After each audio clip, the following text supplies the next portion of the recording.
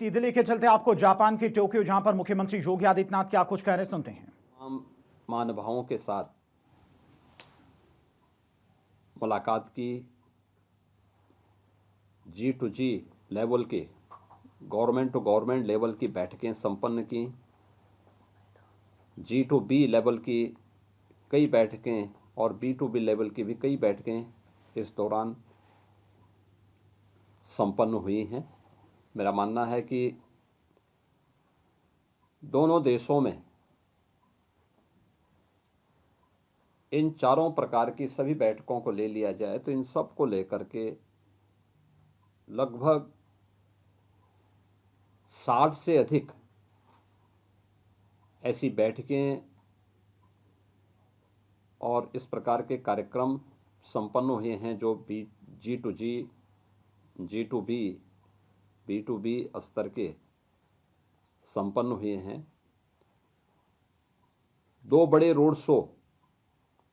एक सिंगापुर में जिसमें काफ़ी बड़ी संख्या में निवेशक और वित्तीय संस्थानों के चेयरमैन और सीईओ आए थे। एक रोड शो हम लोगों ने कल टोक्यो में किया था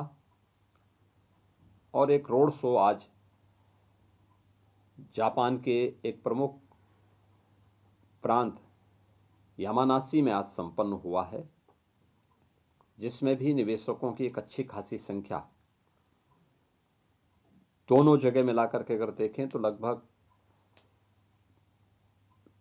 450 से 500 निवेशक और वित्तीय संस्थानों की चेयरमैन और सीईओ इन दोनों कार्यक्रमों में आए। हम लोगों ने इस पूरी यात्रा के दौरान इस बात को देखा है, इसमें सिंगापुर में IT, global capability city, logistic, semiconductor और टूरिज्म, फिनटेक, मेडटेक, डीपटेक के मुद्दे को लेकर के काफ़ी पॉजिटिव वार्ता हमारी इन सभी क्षेत्रों में हुई है और बहुत सारे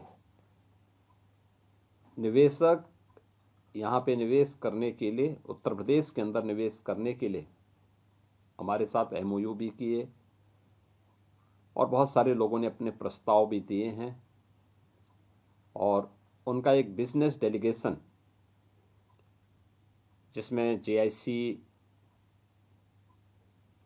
तामासेक, यूएसजी, गूगल, ब्लैकस्टोन, ये सभी जो सिंगापुर से बेस्ड जो कंपनियां हैं, ये कंपनियां भी उत्तर प्रदेश के अंदर उस रूप में अपनी भागीदारी आगे बढ़ाने के लिए पूरी सतर्कता के साथ वहाँ पर आने को तत्पर हैं। कल से हम लोगों ने टोक्यो और आज यामानाशी में बड़े पैमाने पर हम लोगों ने यहाँ पे G2G और G2B लेवल की बैठकें संपन्न की। कल यहाँ पे उत्तर प्रदेश के अंदर टूरिज्म की इन संभावनाओं को आगे बढ़ाने और यहाँ के बिजनेसमैन उत्तर प्रदेश के अंदर आए। यहाँ के माननीय विदेश मंत्री से हमारी मुलाकात हुई थी, उनके साथ भी एक सकारात्मक वार्ता हुई। यहाँ के आर्थिक मामलों के मंत्री और उनसे भी एक सकारात्मक वार्ता, जो उनके उपमंत्री के रूप में हैं, उनके साथ भी हमारी वार्ता हुई थी। और इस पूरी यात्रा के दौरान यामानाशी के जो हमारे माननीय गवर्नर हैं, वे कल भी टोक्यो में भी उन्होंने एक G2B लेवल की बैठक करवाई। आज यामानाशी के पूरे कार्यक्रम के साथ वे स्वयं जुड़े थे और उन सभी कार्यक्रमों में उनकी भागीदारी वहाँ पर थी। यहाँ पे हम लोगों ने जिन कंपनियों के साथ बैठक की है, इसमें automobile, logistic, green hydrogen, CBG, solar और टूरिज्म के साथ ही ऑटोमोबाइल की जो प्रमुख कंपनियां हैं, जिसमें सुजुकी, होंडा, मित्सुई, मारुबेनी, सेमिटोको, यूनिक्लो जैसी कंपनियों के साथ यहाँ पर हम लोगों की बैठक हुई और इनके साथ ही यहाँ के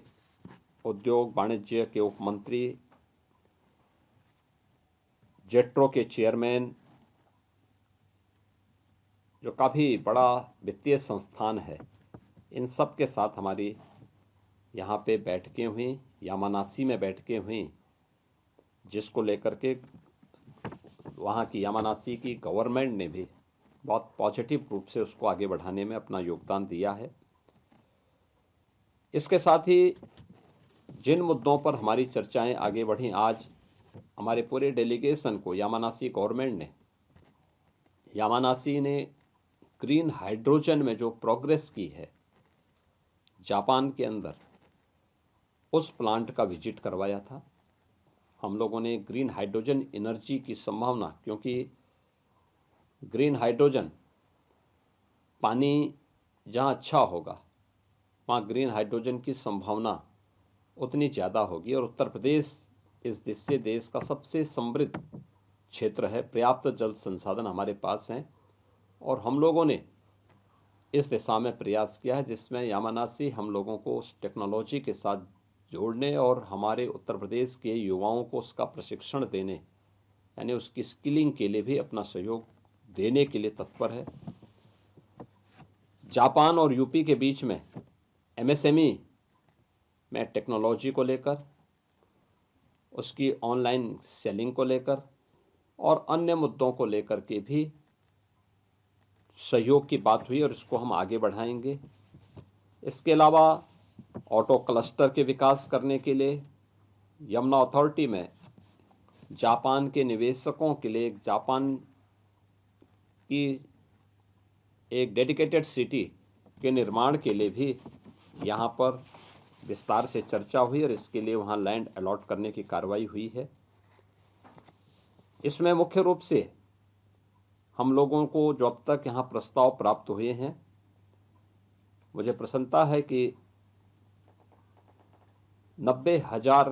करोड़ रुपए के एमओयू जापान के अंदर, 1.5 लाख करोड़ के प्रस्ताव यहाँ पे जापान और यामानासी में उत्तर प्रदेश के इस डेलीगेशन को प्राप्त हुए हैं और इसी प्रकार से सिंगापुर में 60,000 के एमओयू और 1 लाख करोड़ रुपए तक के हमारे पास प्रस्ताव उत्तर प्रदेश में निवेश के लिए आए हैं, जिन्हें इन्वेस्ट यूपी और उत्तर प्रदेश के हमारे अन्य विभाग आगे बढ़ाने का काम करेंगे। इसके साथ ही इस पूरे कार्यक्रम के दौरान हम लोगों ने ये भी देखी है कि जो एक परसेप्शन लॉ, बेहतर रोल ऑफ लॉ का परिणाम क्या होता है, ईज ऑफ डूइंग बिजनेस, जिस पर पहले दिन से प्रधानमंत्री जी का फोकस रहा है, उसका परिणाम क्या होता है, टेक्नोलॉजी का उपयोग करके ट्रांसफॉर्मेशन का परिणाम क्या होता है, दुनिया ट्रस्ट करती है और वो ट्रस्ट मुझे दोनों देशों में देखने को मिला है। हमने ईज ऑफ डूइंग बिजनेस में टॉप अचीवर स्टेट के रूप में यूपी को स्थापित किया। रोल ऑफ लॉ के अनुसार उत्तर प्रदेश के अंदर बेहतर कानून व्यवस्था की स्थिति दी। आज परिणाम है दुनिया का निवेशक यूपी के अंदर आना चाहता है। स्वयं यामानासी के माननीय गवर्नर अपने साथ में अगस्त में 200 जापान के सीईओज और को लेकर के यूपी के अंदर आ रहे हैं, जो जापान के भारी भरकम निवेश की उन संभावनाओं को आगे बढ़ाने के लिए यूपी के साथ मिलकर के काम करने के इच्छुक हैं।